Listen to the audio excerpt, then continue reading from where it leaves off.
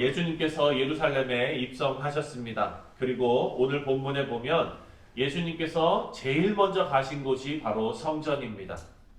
예루살렘의 성전은 난리도 아니었습니다.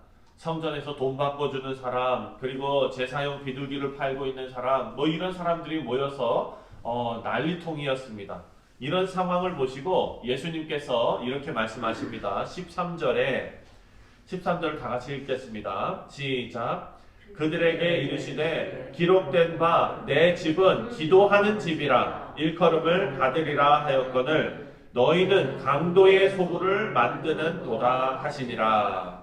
성전의 역할은 제사를 통해서 하나님께 기도하도록 마련된 장소인데 그곳을 강도의 소굴로 만들었다라고 예수님께서 질책하셨습니다. 여기에서 예수님께서 성전의 본래의 모습을 보여주셨습니다. 14절을 함께 읽겠습니다. 14절 시작. 맹인과 저는 자들이 성전에서 예수께 나아오매 고쳐주시니. 아멘. 예수님께서 성전에서 장사하는 사람들을 다 쫓아내시고 강도의 소굴이었던 그곳을 본래의 성전의 모습으로 되찾으시면서 하신 일이 바로 소경과 저는 자를 고쳐주신 일입니다. 성전은 이렇게 하나님 앞에 사람들이 기도를 올려드리는 그 기도와 그리고 하나님의 은총이 만나는 곳이어야 한다라는 것입니다. 사랑하는 성도님들, 오늘 아침에도 온라인으로 함께 하시는 우리 사랑하는 성도님들의 그 각자의 골방과 그리고 현장에 나오신 여러분들의 기도하시는 이곳이 하나님의 은총을 만나는 곳이 되시기를 주님의 이름으로 축원드립니다. 그런데 제사장들과 서기관들은요, 이 성전을 관리하는 데 있어서 하나씩 편의를 위해서 세상적인 일을 허용했습니다. 그래서 편의를 위해서 환전도 시켜주고 편의를 위해서 재물도 팔고 이랬던 것입니다. 그런데 예수님께서 그것을 바로잡으셨습니다. 하지만 대제사장들과 서기관들, 종교 지도자들은 그 일에 대해서 화를 냅니다. 15절 말씀을 함께 읽겠습니다. 15절 시작. 대제사장들과 서기관들이 예수께서 하시는 이상한 일과 또 성전에서 소리질러 호산나 다윗의 자손이여 하는 어린이들을 보고 노하여. 제사장들과 서기관들은요, 오히려 성전의 잘못된 것을 바로잡으신 예수님께서 하신 일이 이상한 일이라고 생각을 했습니다. 왜냐하면 자신들의 잘못이 너무 익숙해져 있기 때문입니다. 내가 내 죄로 너무 익숙해져 있기 때문에 올바른 것이 이상해 보이는 그런 현상인 것이죠. 예수님의 행동으로 잘못했지만 잘못을 깨닫지 못한 대제사장들과 서기관들, 이들은요, 자신의 권위가 손상되었다. 예수님 때문에 자신의 권위가 손상되었다라고 생각을 했습니다. 그래서 예수님을 다윗의 자손이여 라고 부르는 어린 아이들에게 화를 냅니다. 지금 대제사장들과 서기관들이 아이들에게 화를 내고 있는데 사실 그 내용은 예수님께로 향하고 있다는 것을 우리가 알 수 있습니다. 아이들의 메시지는 뭡니까? 바로 메시아를 찬송하는 겁니다. 호산나, 다윗의 이름으로 오신 주님. 그리고 지금 종교 지도자들은요, 예수께서 지금 이 메시아의 찬송을 받으시는 것이 신성모독이다라고 생각을 했습니다. 그래서 15절의 내용을 보면 이렇게 말합니다. 아이들이 찬양하는 것이 무엇을 뜻하는지 너는 알고 있는가? 라고 직역할 수 있는 말씀이 바로 15절입니다. 그 말에 예수님께서 이렇게 답하십니다. 16절을 읽겠습니다. 16절 시작. 예수께 말하되 그들이 하는 말을 듣느냐? 예수께서 이르시되 그렇다. 어린아이와 젖먹이들의 입에서 나오는 찬미를 온전하게 하셨나이다 함을 너희가 읽어본 일이 없느냐 하시고, 예수님께서 그들의 질문에 뭐라고 대답하십니까? 그렇다라고 대답하십니다. 그렇다, 이 그렇다라는 단어는 그렇다, 맞다, 마땅하다 이런 의미거든요. 그런데 사실 이 대답에는 두 가지 의미가 담겨져 있습니다. 첫 번째는요, 대제사장들과 서기관들이 화를 내면서 물어보는 이 신성모독에 대한 질문이었던 아이들이 찬양하는 것이 무슨 뜻인지 알고 있느냐라의 대답입니다. 그렇다, 알고 있다, 이런 대답이죠. 두 번째 의미는 이겁니다. 16절에 나오는 대로 어린 아기와 젖먹이들의 입에서 나오는 찬송의 내용이 모두 맞다, 사실이다, 이런 의미도 가지고 있는 것입니다. 우리 사랑하는 성도님들, 이 말씀은 물론 예수님께서 메시아가 되심을 드러내는 그런 말씀입니다. 하지만 이 말씀을 통해서 우리가 또 하나 생각해 볼 수 있는 영적인 교훈이 있는데요. 그것이 바로 이 어린 아이들의 찬양입니다. 저들은 지금 자기가 무슨 찬양을 하고 있는지도 모르고 있는 상태에서 찬양을 합니다. 어린 아이들이 지금 예수님께서 메시아로 이 땅에 오셨다는 것을 제대로 알고 이해하고 신학적으로 알고 찬송했겠습니까? 그렇지 않다는 거예요. 어찌 보면 연약한 찬송이었다라는 것을 우리가 알 수 있습니다. 하지만 찬양을 하나님께 드리는 성도에게는요, 하나님의 권능이 나타납니다.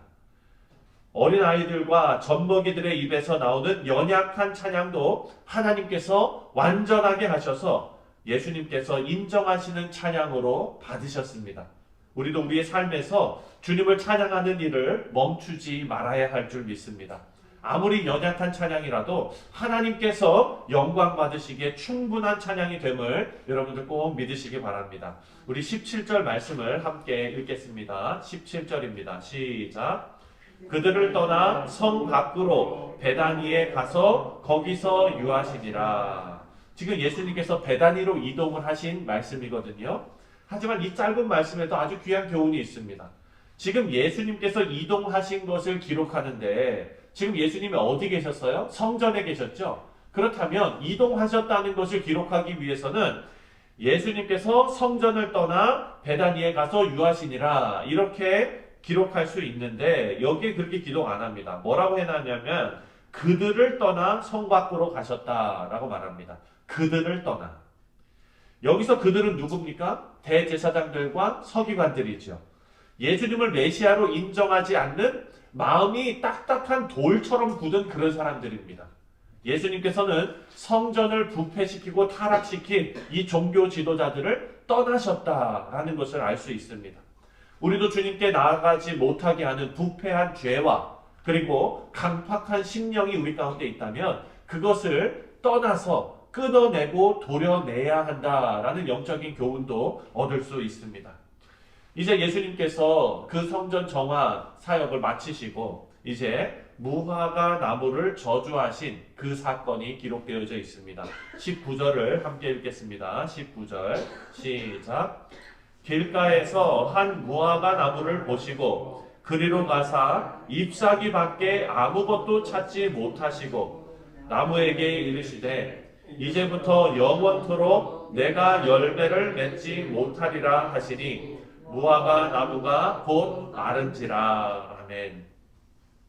사실 이때 무화과 나무가 열매를 맺을 그런 시기가 아니었고 그리고 또 어떤 해석은요 그런 시기에도 불구하고 꽃이 피고 나서 진 후에 그냥 먹을 수 있는 작은 열매라도 있었어야 한다라고 보는 해석도 있습니다. 여러분 여기 말씀에서 그게 중요한 게 아니고요. 여기에서 중요한 핵심은 뭐냐? 열매가 없기 때문에 영원토록 열매를 맺지 못할 것이다 라는 거예요.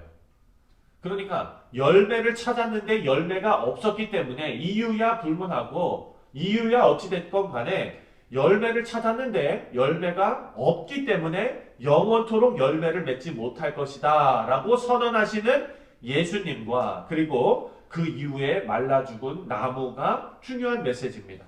이 사건은 앞으로 이스라엘에게 있을 일에 대한 상징이고 교훈입니다. 이스라엘 백성들은요 하나님의 백성으로 선택되었습니다. 이것은 무한 영광이지요. 여러분 한번 생각해 보십시오. 요즘에 저도 성지순례를 다녀왔지만 요즘에 지금 뉴욕하고 저쪽 뉴저지에서요 많은 목사님들 성지순례 팀들이 예루살렘을 방문하고 이렇게 돌아왔나 봐요. 제가 아는 많은 분들이 페이스북에 막 그냥 사진 올리고 막 이렇게 하시더라고요. 그런데 여러분 생각해 보십시오. 그들에게 이스라엘 백성들에게 이스라엘은 뭡니까? 그냥 플러싱이에요. 그냥 자기가 사는 데인 거예요. 그런데 그곳이 전 세계의 믿음을 가지고 있는 사람들이 막 찾아와서 정말 은혜 받고 가는 그런 곳이라고 한번 생각해 보십시오. 이거 얼마나 특권입니까? 그리고 자신의 민족에서 메시아 예수 그리스도가 탄생한 것이 얼마나 큰 영광이고 특권입니까? 그런데 이스라엘 백성들은요, 하나님의 백성으로 선택이 되었는데, 그럼에도 불구하고 그것을 그 영광을 다 잃어버렸다는 거예요. 하나님만 섬기면서 순종하는 열매 맺지 못하는 그런 민족이 되었기 때문에 그 영광스러운 위치를 박탈당하게 된다라는 것을 상징하는 것이 바로 오늘 이 사건의 의미입니다. 우리 사랑하는 성도님들, 우리 모두가 입만 무성한 나무가 되지 않으시기를 주님의 이름으로 축원드립니다. 경건의 모양은 있고 경건의 능력이 없으면 안 됩니다. 우리는 하나님의 백성으로 하나님을 믿고 그 믿음으로 우리가 변화받아서 열매 맺는 귀한 일로 우리 모두가 부름받았습니다. 마지막으로 22절을 함께 읽겠습니다. 그런 자들에게 주님께서 약속하신 내용입니다. 22절 시작. 너희가 기도할 때에 무엇이든지 믿고 구하는 것은 다 받으리라 하시는지라. 아멘. 예수님께서 믿음으로 우리에게 다가오셨습니다. 예수님께서는 지금 우리에게 믿음을 강조하십니다.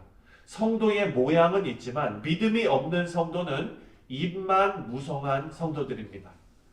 그렇지만 예수님께서 우리에게 말씀하십니다. 우리 모두가 하나님을 믿는 믿음으로 풍성한 열매를 맺는 그런 성도들이 되어야 한다. 그렇다면 너희가 기도할 때에 무엇이든지 믿고 구하는 것은 다 받으리라 하고 약속하셨습니다.